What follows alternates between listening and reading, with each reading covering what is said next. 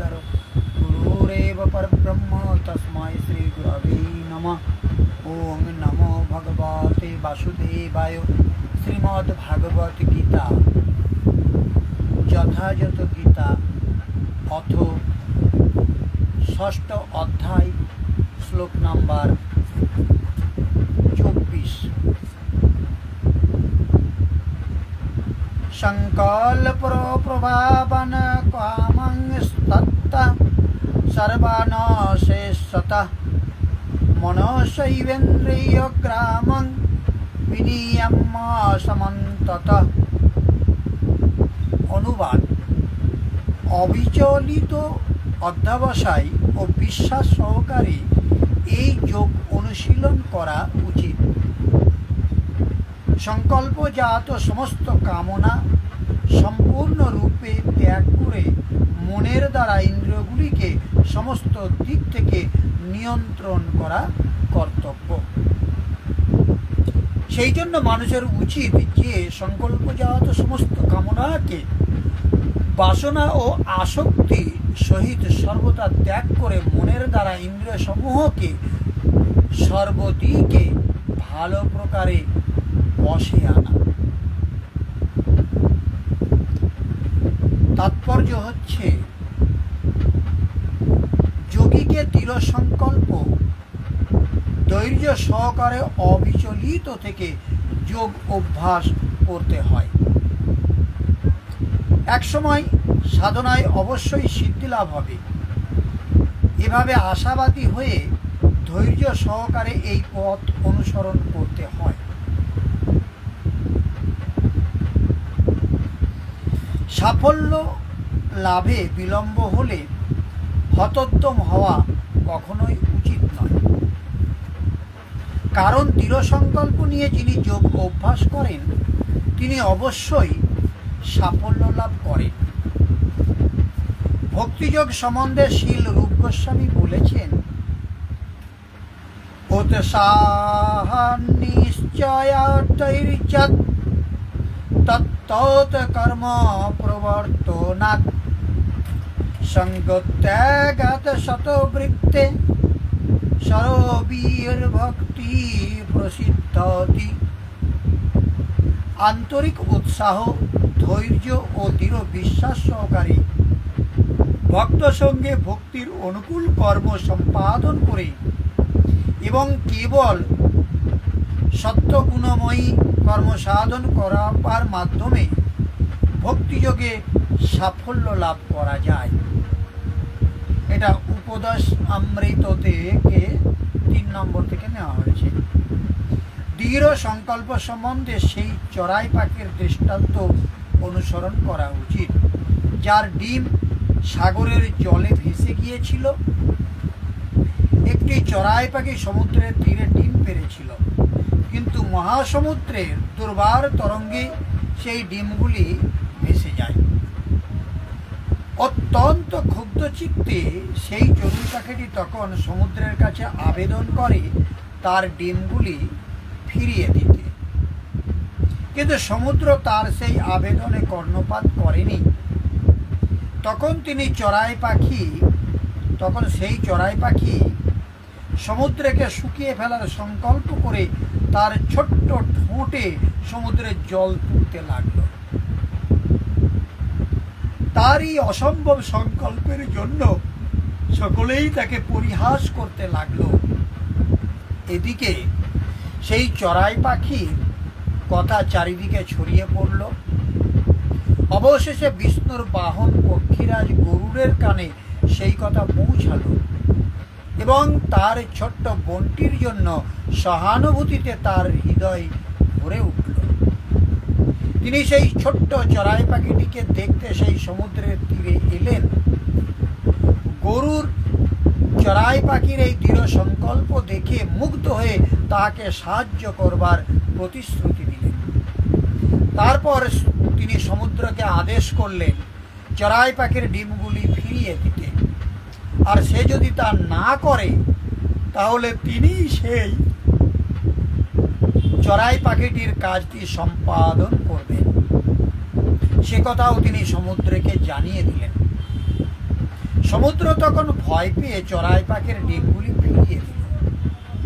এইভাবে গরুরের কৃপায় সেই চড়াই পাখি তার ডিম ফিরে পেয়ে সুখী হল।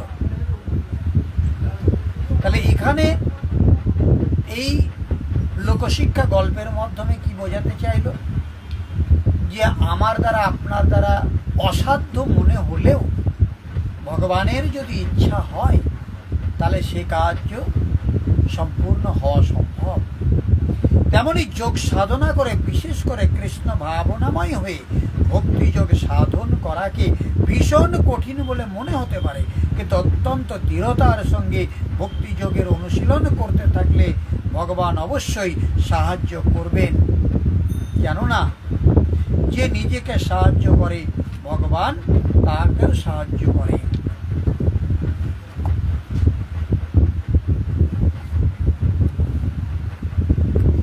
25 নম্বর শ্লোক আমরা আলোচনা করতে যাচ্ছি। শনৈ শনৈ রূপরমেত বুদ্ধাত্রীতি গৃহীতয়া আত্মসংস্থং মনক্রীতা ন কিঞ্চিদপি চিন্তয়েৎ। ধৈর্য যুক্তি বুদ্ধির দ্বারা মনকে ধীরে ধীরে আত্মাতে স্থির করে এবং অন্য কোনো কিছুই চিন্তা না করে সমাধিস্থ হতে হয়। অভ্যাস করে ধীরে ধীরে উপরত করবে, চিত্ত নিরুদ্ধ এবং বিলীন হয়ে যাবে। তদনন্তর সেই ধৈর্য যুক্তি বুদ্ধির দ্বারা মনকে পরমাত্মাতে স্থিত করে অন্য কিছুই চিন্তন করবে না। লাভ করবার বিধান নিরন্তর প্রবৃত্ত থেকে, কিন্তু শুরুতে মন লাগে না। সেই প্রসঙ্গে যোগেশ্বর 26 নম্বর শ্লোকে বলেছে। আমরা তার আগে 25 নম্বর শ্লোকের তাৎপর্যটাকে একটু দেখে নিই। সুদীর বিশ্বাস বুদ্ধির প্রভাবে ইন্দ্রিয়ের কার্যকলাপ ধীরে ধীরে পরিহার করতে হয়। একেই বলা হয় প্রত্যাহার। সুদৃঢ় বিশ্বাস, ধ্যান ও ইন্দ্রিয় নিবৃত্তির দ্বারা মনকে সর্বতভাবে সংযত করে সমাধিস্থ করতে হয়। তখন আর দেহতে আত্মবুদ্ধি হওয়ার কোনো আশঙ্কা থাকে না। পক্ষান্তরে বলা যায়, জড়দের অস্তিত্ব থাকার ফলে জড়জগতের সঙ্গে যুক্ত থাকলেও কখনোই ইন্দ্রিয় তৃপ্তির কথা চিন্তা করা উচিত নয়। পরব্রহ্মের প্রতিসাধন ব্যতীত আর অন্য কোনো সুখের কথা চিন্তা করা উচিত নয়। সরাসরিভাবে কৃষ্ণ ভাবনা অনুশীলন করবার মাধ্যমে অনায়াসে স্থিতি লাভ করা যায়। এবার আমরা 26 নম্বর শ্লোকে বলবো যে এই প্রসঙ্গে যোগেশ্বর শ্রীকৃষ্ণ কি বলেছেন। যত যত নিশ্চলতি মনশ্চঞ্চলমস্থিরম ততস্তত নিয়মৈ তদাত্মনৈব বংশাং নয়েৎ। চঞ্চল অস্থির মন যে যে বিষয়ে ধাবিত হয় সেই সেই বিষয় থেকে নিবৃত করে তাকে আত্মার বশে আনতে হবে। এই অস্থির ও চঞ্চল মন যে কারণে সাংসারিক পদার্থে ধাবিত হয় সেই নিয়ম বিষয় থেকে সংযমিত করে বারবার আত্মাতেই নিরুদ্ধ করবেন। প্রায় লোকে বলে যে মন যেখানে যেতে চায় যেতে দাও, প্রকৃতির মধ্যেই কোথাও যাবে এবং প্রকৃতিতেও ব্রহ্মের অন্তর্গত। প্রকৃতিতে বিচরণ করা ব্রহ্মের বাইরে নয়, কিন্তু শ্রীকৃষ্ণের অনুসারে এটা সম্পূর্ণ ভুল। গীতায় এই সমস্ত মান্যতাগুলির কোনো স্থান নেই। শ্রীকৃষ্ণ বলেছেন মন যে যে বিষয়ে ধাবিত হয়, যে মাধ্যমে যায়, সেই মাধ্যমকেই সংযত করে পরমাত্মাতে নিযুক্ত করবেন। মনকে নিরুদ্ধ করা সম্ভব। এই নিরুদ্ধের পরিণাম কি সেটা আমরা 27 নম্বর শ্লোকে সম্বন্ধে আলোচনা করব। 27 নম্বর শ্লোকের তাৎপর্য বলছে, মাফ করবে, 26 নম্বর আমরা পড়া, 27 নম্বরটা পরে পড়ব। 26 নম্বর শ্লোকের তাৎপর্য বলছে, মন স্বভাবত আমাদের সকলেরই চঞ্চল এবং অস্থির, কিন্তু আত্মতত্ত্বজ্ঞ যোগীর কর্তব্য হচ্ছে সেই মনকে নিয়ন্ত্রিত করা। মনের দ্বারা তার নিয়ন্ত্রিত হওয়া উচিত নয়। যিনি তার মন এবং তার ফলে ইন্দ্রিয়গুলিকেও বশ করতে পেরেছেন তাকে বলা হয় গোস্বামী অথবা স্বামী। এই যে হঠাৎ বৈষ্ণব সেজে রাস্তায় বেরিয়ে বহু মানুষ নিজেদের স্বঘোষিত গোস্বামী বলে পরিচয় দেয়, নামের সাথে পদবিটাকে সরিয়ে দিয়ে আমি অমুক গোস্বামী। গোস্বামী হতে গেলে সর্বপ্রথম ইন্দ্রিয়গুলিকে নিজের বশে করতে হয়। গো মানে ইন্দ্রিয় আর স্বামী মানে পতি।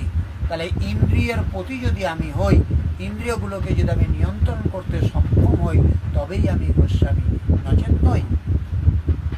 আর যে মনের অধীন তাকে বলা হয় গোদাস। তাহলে যে মনের অধীন, ইন্দ্রিয় যা করতে বলছে তাই যদি সে করতে হয়, তাহলে সে ইন্দ্রিয়ের দাস, তাহলে গোদাস। তাহলে কে গোস্বামী আর কে গোদাস সেটা তো নির্ণয় করতে হবে। অর্থাৎ ইন্দ্রিয়ের দাস, ইন্দ্রিয় তার চাইছে চা খেতে, সে চা খাচ্ছে। ইন্দ্রিয় চাইছে তারকে বিড়ি খেতে, সে বিড়ি খাচ্ছে। ইন্দ্রিয় চাইছে তাকে পান খেতে, সে পান খাচ্ছে। সে তামাক খাচ্ছে।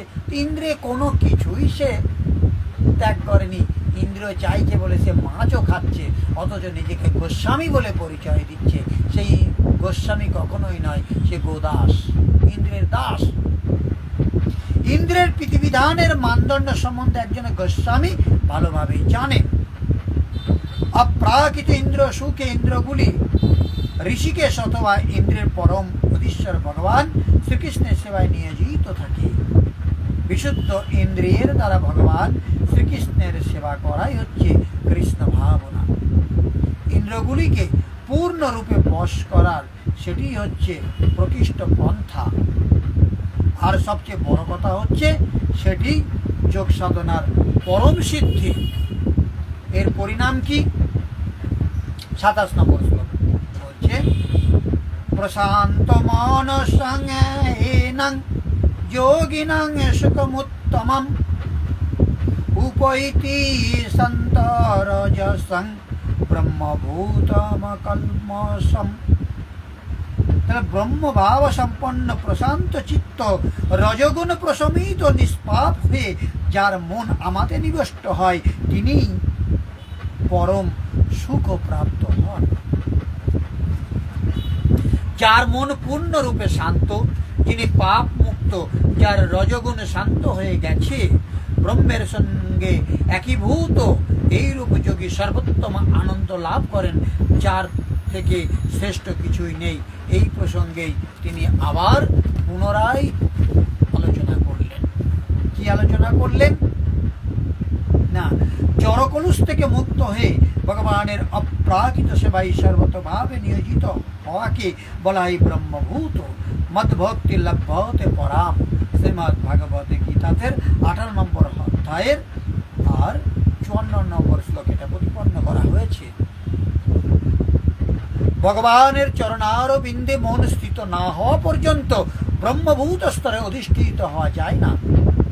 সবই মন কৃষ্ণ পদারবিন্দয় ভগবত ভক্তি বা কৃষ্ণ ভাবনামৃতে নিত্য তন্ময় থাকলে রজগুণ ও সব রকমের জড়কলুষ থেকে সম্পূর্ণভাবে মুক্ত হওয়া যায়। আজ এই পর্যন্তই থাক। আগামী দিনে আমরা 28 নম্বর শ্লোক থেকে আলোচনা শুরু করব। আজকে এখানে পাঠ আমরা বিশ্রাম দিলাম। ওম সর্বে ভবন্তু সুখিনঃ, সর্বে সন্তু নিরাময়া, সর্বে ভদ্রাণি পশ্যন্তু, মা কশ্চিৎ দুঃখভাগ ভবেৎ। ওম শান্তি শান্তি শান্তি। সমস্ত মানুষ সুখী হোক, সমস্ত মানুষ রোগমুক্ত হোক, সমস্ত মানুষকে আমি দেখতে চাই তারা যেন কোনো দুঃখ ভোগ না করে। যারা যারা দেখেছেন, আমি জানি অনেকে লাইক করেন, যদি একটা করে মেসেজ পাঠান আমার